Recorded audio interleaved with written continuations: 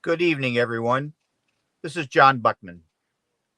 Glad that you joined us tonight for a update on the recently released training white paper on training volunteer firefighters. Glad you're here. A couple things before we begin the actual content of the presentation is we're using voice over IP technology through your computer using your speakers or your headsets. Please make sure that your speakers or headsets are turned on and the volume is turned off. Audience microphones have been muted, and we will at the end to have opportunity for questions. You can send a question to the chat group, and we'll take questions at the end. If you experience technical difficulties, there on the screen is your email address to talk about or help somebody to help you with your technical difficulties. So I already mentioned this about questions and handouts. The report was released. It is available on both the VCOS and the NVFC website and the ISFSI's website as well. And so we will be glad to help you with getting access to those handouts.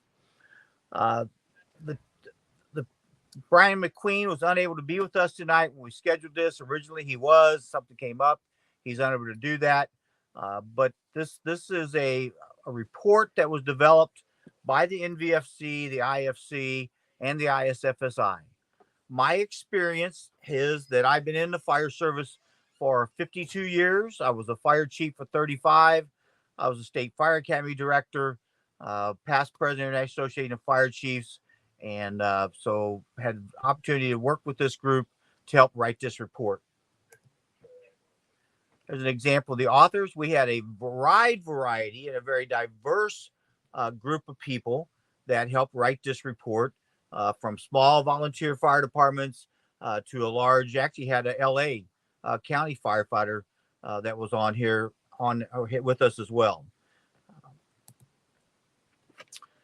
For those of us that manage volunteer firefighters, we know that the leading cause people quitting is leadership, and the second leading cause is training. The question becomes is why do we train so much? And using a quote that comes from Tim Holman, a German Township Fire and EMS in Springfield, Ohio, it is to be combat ready. We believe that by organizing training into something that is relevant, relatable, and pertinent to the members, it will be motivational instead of painful. And what we've done with this report is try to help smaller, all volunteer staffed organizations how to do things that make training more enjoyable. Usually when people attend training, it is enjoyable, but getting them to say training is a priority is sometimes a problem. So the original white paper was written over 10 years ago, back in 2012, and lots of things have changed in 10 years. We didn't have Zoom. We didn't have this kind of broadcast here back 10 years ago. We didn't have opportunities for that. Where today, you can have an FDNY firefighter come on and do a Zoom call, and even the smallest volunteer firefighter in the country can listen to that presentation, and vice versa. You have a small volunteer firefighter come on and do a presentation, and have FDNY firefighters listen as well. So we put this together because we believe, the three associations believed that the document needed to be updated. We look at in section 1, and we broke this up into sections because we realized that you have this report that is multiple pages. It is difficult to figure out how do we implement it. So we broke it up into sections. So look at section 1, 2, 3, so on and so forth. We're going to sort of walk you through what those sections are in order for you to help understand what's in them and how you can take section 1, work it, develop a plan, go to section 2, so on and so forth. As you've heard many times from many presentations, it's all about eating that elephant one bite at a time. The big question is, this is a me kind of thing, is that training is not about attendance. It is about performance. It should not be about the person came and put their butt in the seat, or that they actually went out and played with the trucks, or use the equipment, but they actually were able to perform something that was measurable and is usable on the fire scene. So we look at section 1 and look at what are the training delivery and engagement methods. How do we keep students of varying knowledge levels engaged? How do you get the person that's been in the job 5, 10, 15 years coming to training with a person that's been on the job 1 or 2 years as well? So we're teaching perspective of the learner. We will tell you, you'll see in this report many times, it's not about the instructor. In the old days, and I hate to say it that way, but in the old days, it was more about the instructor's podium time. How much time were they able to spend behind the podium that students would listen to the instructor? Well, I got to tell you, these young people today, in my opinion, are very smart. I'm not saying Google is an excellent training program or platform, but our firefighters, volunteer and career, get a lot of their information from Google and other online sources. Now, as a training instructor, you have to be able to look at those sources and say which ones are producing something that is pertinent to you, doable by you, and is something that you want your firefighters to look at. So we're going to talk about all those kind of things in section 1. Section 2 is about surviving the job. Brian was one of the big pushers of the Lavender Ribbon Report, which deals with cancer. Brian is a cancer survivor, and we've just released the updated Lavender Report. We've released the VCOS and the NVFC have released the updated Yellow Ribbon Report, which deals with mental health. We know that our firefighters are challenged with the threat of cancer and the threat of mental illness, mental wellness issues. So we look at the 16 life safety initiatives from the National Fallen Firefighters Foundation. We look at how we can reduce the exposure to cancer threats, and we look at how do we handle the mental well-being of our department members. We can no longer ignore either one, all three of these issues, NFF's life safety initiatives, Lavender Report, Yellow Room Report. We can't ignore these anymore. Our people are being infected, and I say that, use that word infected. They are being infected, and they are taking that infection home. It is impacting their personal lives. So we talk in section 2 about how do you, as a training officer and or a chief, deal with, hopefully work on these life safety initiatives, the Lavender Report, and Wellness Report. The other part here is how do we handle bullying and harassment? I may get some argument here from some people later in our chat group, but I want to say the fire service has not been a very friendly place. And I'm not just talking about diversity, equity, and inclusion. I'm talking about back when it was just an all-male department. We weren't very nice to each other. I recently wrote an article on quit talking smack about each other. We've always seemed to want to tear each other apart or tear each other down. And now that we have diversity, equity, inclusion in our departments, we have to be extremely careful.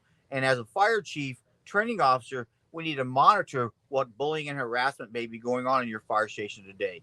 Believe me, it is still going on in your fire station today, and we can't ignore those kind of problems. So we look at training. Why is training important? What is the difference between training and education? We'll spend a lot of time talking about training. Education is the book learning, but training is the skills learning. So we'll talk about what are the causal factors of line of duty deaths and how can we use NIOSH reports in our training efforts. Firefighters are dying, I don't want to say daily, but firefighters are dying in the line of duty from traumatic incidents on the fire ground, on the training ground, and they're dying for 5 basic reasons, and we cover that in this report.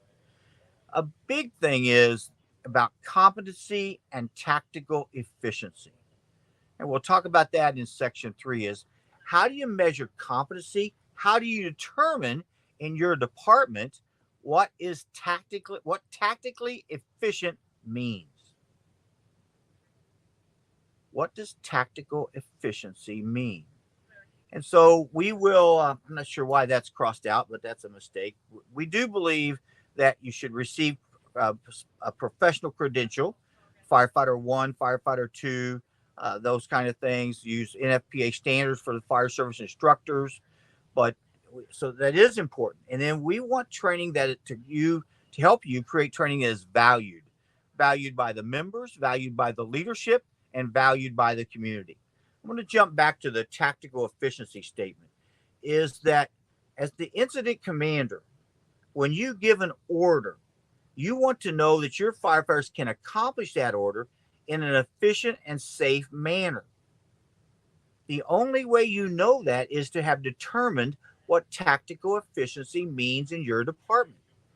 Years and years ago, we had a deck gun, deluge gun, monitor nozzle, whatever you want to call it, that was removable from the top of the engine.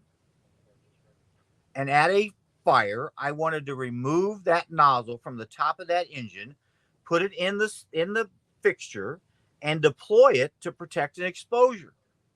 And I gave the order. And it took them forever to accomplish it. And it's a simple, the answer is simply they had not been trained in how to accomplish that tactical task. So that's what we're going to talk about here. Is if you expect your firefighters to raise a 35-foot section ladder with two people, then you better train to do that. If you expect one firefighter to remove, carry, climb a 24-foot extension ladder, then you should train to do that. If it's two people, three people, so on and so forth. You decide what tactically efficient will mean on your department. And when in section 3, it talks about that as well. This is a challenge for every training officer in most volunteer fire departments. What is your role? In many cases, the training officer in a small, all volunteer staff department, 12 to 15 members, believe they have to train. They have to do all of the training. Well, we're going to talk here about what your job is as a training officer is have a positive learning environment, safe learning environment, and promote enthusiasm while learning. But it's not always about you being the only instructor to teach all the topics. In fact, most instructors, high quality instructors, cannot teach every class in a high quality manner. Don't ask me to teach ropes and knots because it will be horrible. I might be able to tie a square knot. I might be able to tie a half hitch. I might be able to tie a clove hitch, but I definitely can't tie a bowline on a bite. So every instructor needs to figure out what they're good at and teach the things that they are good at and have a passion for. And then the relationship between the instructor and the student. Again, history shows us, in the last report we talked about, it's all about the instructor feeding the students the information, the students absorbing it, and then they're able to perform it. Well, the new model is that you will deliver training in a manner that assists the students in learning the material. You don't have to teach them how to read. They know how to read. They can read the material in the book. They can read the chapters in the book that you selected for this class. So they don't have to read, but you have to help them learn, assist them in learning the material that's in the book. Clear and measurable objectives are another in section 4. How do you establish clear and measurable objectives for the education and training that you expect your firefighters to receive, learn, and able to perform? Measurable objectives. Do you want them to be able to get dressed, full PPE, including SCBA, in 2 minutes? If that's your objective, then you have to train people to do that. If you're going to expect them to get dressed or don their SCBA while they're responding in the apparatus, you have to train them to do that. That is a clear and a measurable objective. If you expect them to be able to pull a pre-connect 200 feet to the front door of a structure in 60 seconds, you have to train to do that. So you can use those objectives to measure their performance. And if they're not able to perform, then it's called we train them more and more on the same topic. The only way you get good at doing something is through repetition. And in this book, in this report, we're going to talk a lot about repetition. You can't just do something once and expect the firefighter to be able to perform the job that you expect them to do. And then there is a responsibility for the students. I mean, again, switching gear, switching responsibility of where our firefighters, what our instructors and students' relationships going to be, is they have some responsibilities. They got to be on time. They got to do the necessary supplies, do their homework, take care of the equipment and apparatus upon completion, do their job as a firefighter. I'm currently organizing a Fire Officer 1 class. And because we're going to use the easel pad, we're going to use a lot of markers. And I said that the students are responsible for bringing 2 water-soluble magic markers to the class to use during class. And the training officer for the department that that's hosting the class said, "Oh, I'll get the magic markers from him." I said, "No, I'm trying to teach responsibility.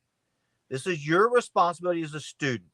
Bring the book, bring the magic markers, bring a few other things. That's your responsibility." So, as the training officer, you need to let your instructors know what their responsibilities are and the students as well.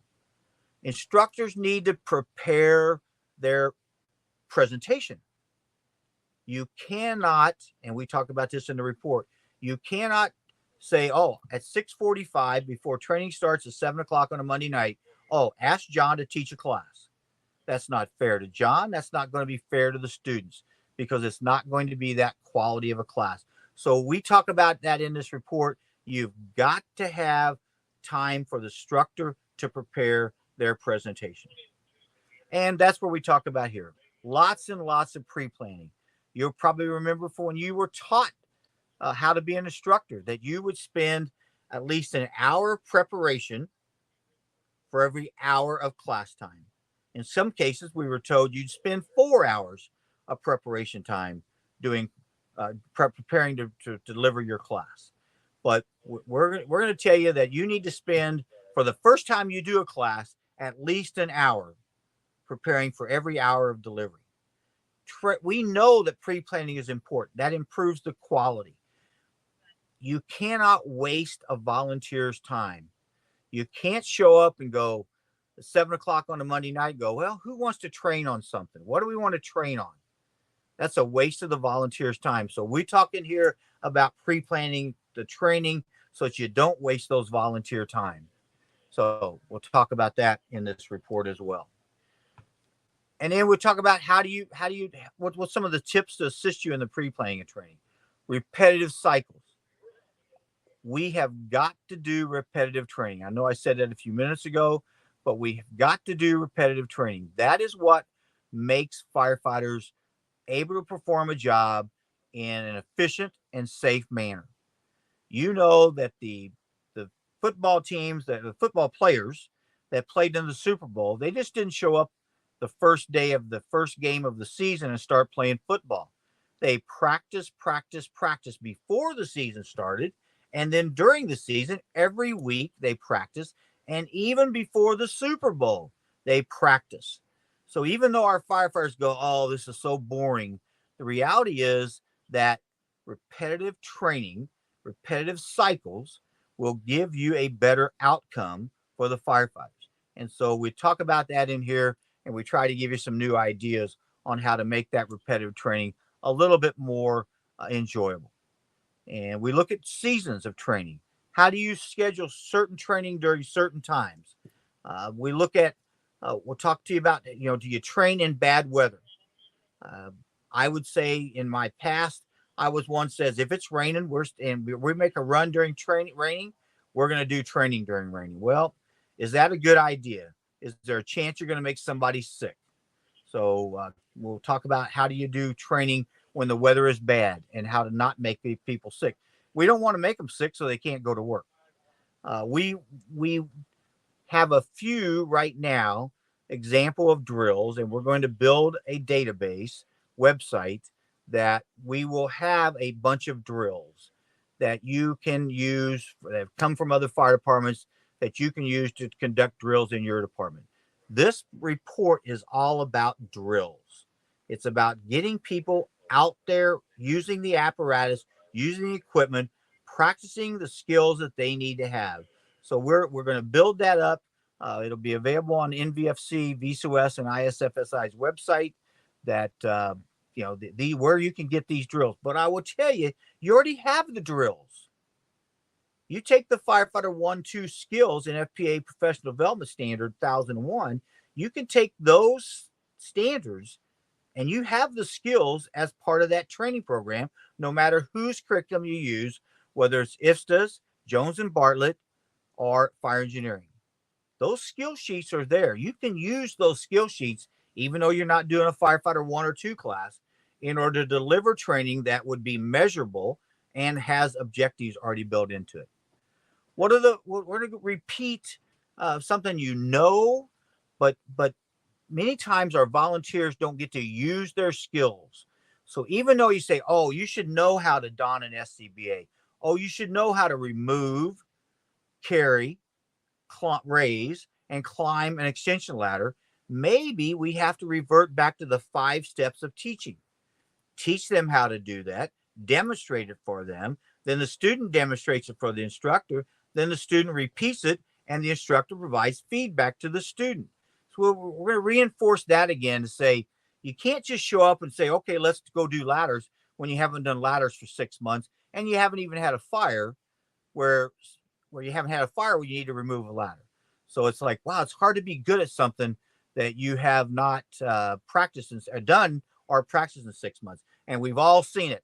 When somebody goes to take an extension ladder off the truck, say it's on the side of the truck, and the firefighter in the back puts their right shoulder in, the firefighter in the front puts their left shoulder in, and guess what? They're not going anywhere. Well, what is the standard on your department? Which shoulder goes in the extension ladder for you to carry it on a shoulder load? So we talk about those 5 steps here in this report.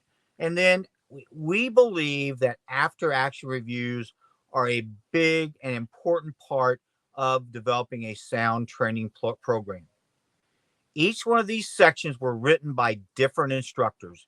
Each section that you can either blame them for what they wrote or you can compliment them for what they wrote, but we put their name on the section.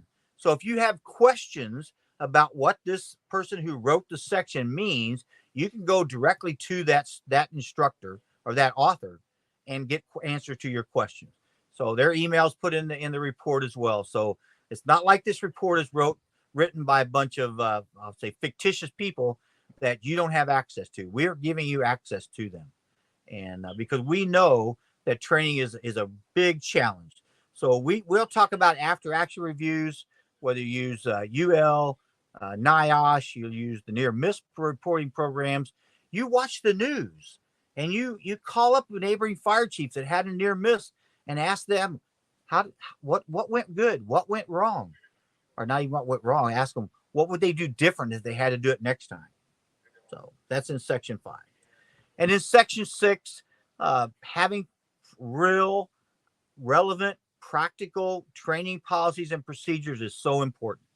There has to be some type of performance standard for your firefighters.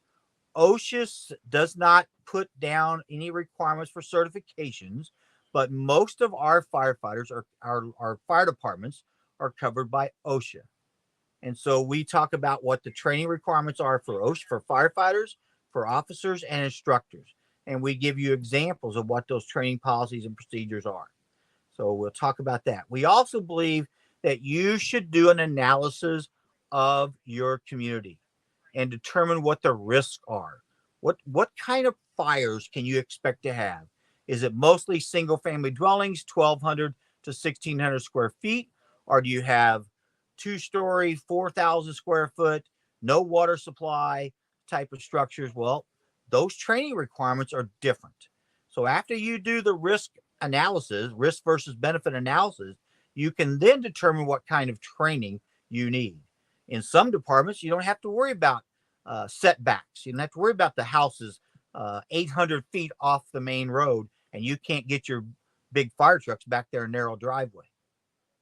But you then have to train for that kind of procedure, where if you got, houses 30, 50 foot off the street, you don't have to worry about setbacks. You don't have to worry about farm lane lays, those kind of things. If you have water hydrants every so often. So we'll talk about how do you do a risk analysis in the training policies and procedures. And then, what are some examples of requirements for training, for general rules? And, is it, you attend training monthly, attend training twice a month, 36 hours of training, or there's some skills that you have to do in order to get credit for training. There's lots of options out there. There is no one single answer, other than we encourage you to make sure whatever you decide, you comply with your OSHA labor requirements. That is, will get you in trouble if and when should a firefighter get hurt. And then developing a structural training plan, again, looking at your risk, looking at the type of structures that you have. We'll talk about how do you develop a structural training plan. Then we'll talk in section 7 about how do you assess your firefighters' capabilities. How do you determine, can they get a hose line off the truck in full PPE to the front door? Can they open the front door? Can they force entry to the front door? Can they get the line up to the second floor? Can they conduct a primary search in a rapid fashion? Can they do all these basic skills? There are a lot of fancy skills, but it's about basic skills. Can they do the basic skills? If you as a department say we're going to do vertical ventilation, how long does it take from the time you say do vertical ventilation till the time they do it? And what are they going to do if the saw doesn't start? So we'll talk about how do you assess their capabilities, determine what you want them to do, and then how do you assess their capabilities doing mostly hands-on skills. And again, we'll talk about repetition again. A little bit more about how do you do a performance assessment drill? How do you evaluate them? The use of checklists is important. It should not be the way John wants to do it on this Monday night and the way Jim wants to do it next Monday night. We should use a standardized checklist that allows the firefighters to know what they're going to be evaluated on. Right. NFPA standards and OSHA, I've mentioned that already. We do believe that you should follow the NFPA standards and you should follow OSHA. It's not, we cannot use the excuse for a volunteer firefighter and we don't have to follow the rules. We have to follow the rules. You may say, well, NFPA is not a law in the state of whatever. You're correct. It's not a law. But if a firefighter is injured, and let's just say they're seriously injured, attorneys can use any kind of regulation out there to help them win the case for you being negligent. Failure to act. When you know something is wrong, someone performs wrong, that is called and you don't do anything about it, that's called failure to act. That increases the liability that you have as an individual, as an instructor, and as a department. So be careful. I would say, and I'm reasonably certain it's safe in saying this, nobody meets every NFPA standard in the NFPA library. But there are certain basic standards, such as 1001, such as 1500, such as instructors should be certified, fire officers should be certified at the fire officer 1 level. We're not talking about they got to be all the way up to fire officer 4, but they should be certified. They should have professional credentials. And then you look at what those OSHA regulations are in order for them to sustain and maintain those professional credentials. Sorry. We are developing best practices on what is, and it may be a best practice for your department. It may not be. Every best practice is not good for every department, but like we did in the laboratory report and the yellow report, we're looking at best practices. So we talk about what are some of the best practices that are in section 9 and what you should use, what you should look at of what are the best practices in your department. What's important to your department? A 200-member combination fire department, volunteer and career, their best practices will be different than a 15-member all volunteer department. And so we will talk about in section 9 about what are the best practices and how you can use the best practices to improve your training program and produce firefighters that can do the job and that they are satisfied with the training program that you offer. And section 10, look at what you're going to do for the first due. What is the first due firefighter? What are the recommended performance criteria? Developing SMART goals. We've all seen SMART goals out there for a long time. What are the SMART goals that you need to have that will help your training program deliver the training that your firefighters need? So training should be delivered to help the fires perform the basic skills that are needed on almost every incident. And that's what we're talking about in this report. Yes, you can do the fancy stuff, but if you can't do the basic stuff, why are you doing the fancy stuff? I was once asked by Dennis Compton, former fire chief of Mesa, Arizona, when in the state of Indiana, we were doing advanced search and rescue classes. And he goes, what's the difference between an advanced search and rescue and a basic search and rescue? And the reality is there was no difference. It was pretty much the same. So it's not all about the advanced skills. It is about the basic skills that our firefighters need to be able to perform. And as it says here, start simple. When you look at trying to develop measurable standards, don't develop 15 measurable standards and then hold them to it. Maybe you develop 5 for this year, 5 for next year. Now we're up to 10. Maybe 10's the limit. Maybe you need 15. You decide what they need. They do need training. They do need education in addition to training. There is a certain amount of knowledge that each of our students need to have, and you'll have to schedule that as well. But in this report, we talk about how do we get people out of their seats, out on the drill ground, whether you have a drill ground or you're using the apparatus bays, you're using the apron on the front of your fire station, you're going to some parking lot, some church parking lot on a Monday night when they don't have church, or someday when they're not having church.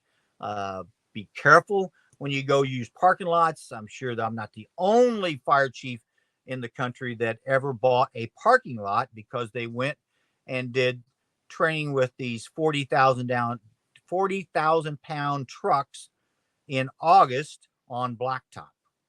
So be careful where you go to do training at in the summer times with these big trucks, because next thing you know, you've got ruts in the training in the blacktop. So, but this is basically this is what the report does for you. We hope what it does for you. It gives you a roadmap to start evaluating how you're doing training, whether it's meeting the needs of your department, meeting the needs of your firefighters, and meeting the needs of your community. So we are coming to the end of our actual presentation. So if you all have questions, we encourage you to go to the questions section there, the chat section, and Nan will collect the questions and come back to us. So we are looking for questions and feedback. If you have got the report, we would love to have feedback. Again, our email addresses are in the report. So if you'd like to make suggestions on the next report, the report is only available digitally. We did not print this report. This will also make the report easier to update in the future when we want to do another draft instead of waiting 10 years. We don't have to print it. So I'll wait and see if Nan gets any questions. Well, she says she has no questions yet. Well, I want to, I know I went through this fast. I believe sometimes you can do webinars and instructors going real slow and it can be boring. And I may have went through it too fast. You have my email address. It's in the report. I'll be glad to help you answer questions.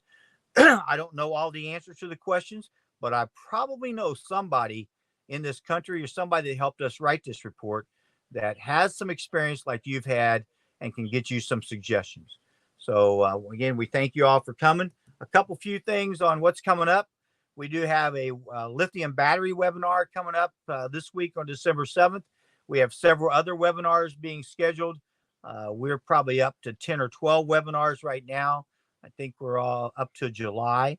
And so we encourage you to attend our webinars, go sign up for them.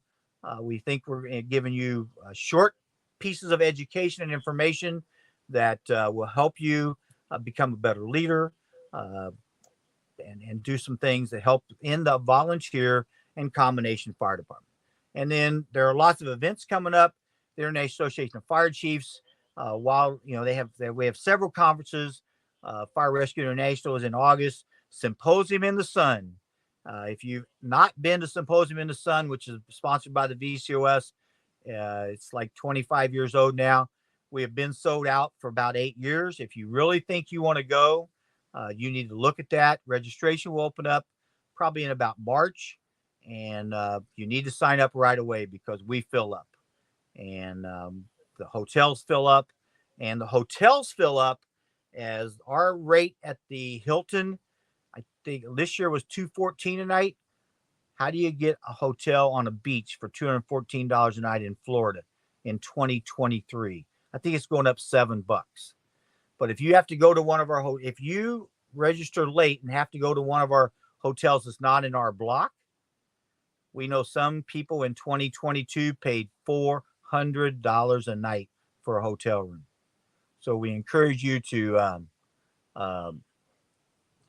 get registered early. Well, we do have a question on what's my experience with hybrid or virtual education. I believe it's relevant to today's students. I believe, James, I think that that it's the wave of the future. Our young people learn that way. Our older people will struggle with hybrid or virtual education. But I believe, even if we go back to COVID, when COVID started, and I'll say this, I won't even name the platforms, but the platforms we had to do virtual education were horrible. They crashed. You couldn't do videos on them. They were herky jerky. That's my word.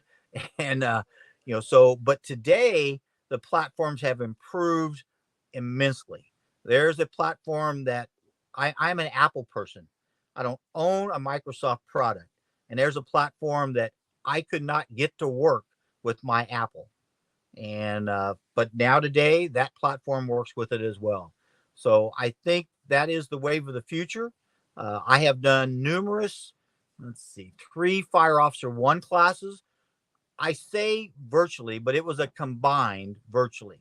They came to class to learn the skills and do the skills. They did the book learning through the learning management system that is provided by the publisher. If you have access to publishers, that'd be ISFSI, Fire Engineering, and Jones and Barton. I don't know the rules for each one of them, but see if they will provide you with access to their learning management system. I know one fire department that is using one of the publishers' learning management system to develop their promotional tests for Fire Officer 1, 2, 3, and 4. I should say for Lieutenant, Captain, and Battalion Chief. But they're using the learning management system instead of developing their own test questions. They're using the learning management system to have the test questions. They're randomly selected by the learning management system, and each person who wants to get promoted goes in and signs in and takes the test, and you get their score, which that is very difficult. And then you can also use that for some of your in-services. If you want your firefighters, if you have access to the Firefighter 1-2 learning management system, you can have access to the ventilation chapter. And you say that for January 3rd, we want all the firefighters to have read and reviewed the chapter from the book on the learning management system, taken the chapter quiz, and they show up for class. You do 30 minutes of classroom time, and then you go out and practice the skills. So that's another way of using virtual or hybrid kind of education. I really believe that that is, again, going to become the wave of the future. But it's going to take some creativity. It's going to take some instructors who will think outside the box and say, we got to do this different.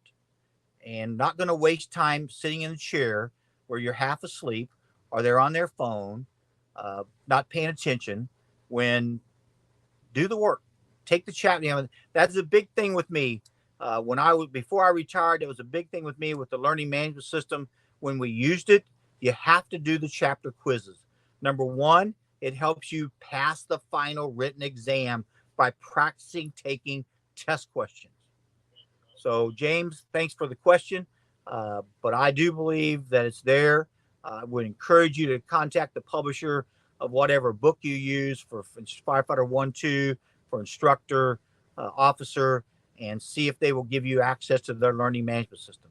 I know at least one of them, and I'm not advertising for any of them, but I know at least one of them that will give you their learning management system for free if you use their books. So, again, you can do that. So have access to that kind of program. But again, so thanks, James. Anybody else come up with a question? Well, again, thank you all for coming. We did record this. That could be good or bad. That's one reason I didn't try to advertise any one of the publishers over any of the others, because they all produce excellent material. But you'll receive a link to the recorded session, so you could use this as part of some officer training program. If your training officer wasn't able to make it, or some people that you want to share this with, we encourage you to do that. The VCOS does these webinars to improve the training access for the volunteer and combination fire service in this country. So again, please use the recorded sessions as well. And again, thank you very much for coming. I've enjoyed my time. I'm sorry Brian couldn't have been here, but I know Brian has the same passion for this as I have, that we just want to help you. We want to provide you with some information, and if you need more information, we want to provide you with that as well. So with that, I will let Nan go back and sign us all off. And again, thank you very much. Be safe out there, and God bless each of you. Good night.